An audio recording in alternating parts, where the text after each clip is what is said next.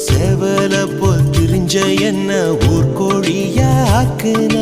கட்டுத்தறி கால போல காலம் பூரா சுத்துன வீட்டு தறி போல உந்தன் காலடியில் சிக்கின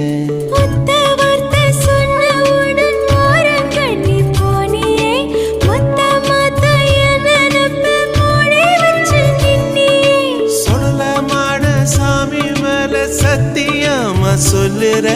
ஓ மனசு காயப்பட கூடாதுன்னு தள்ளு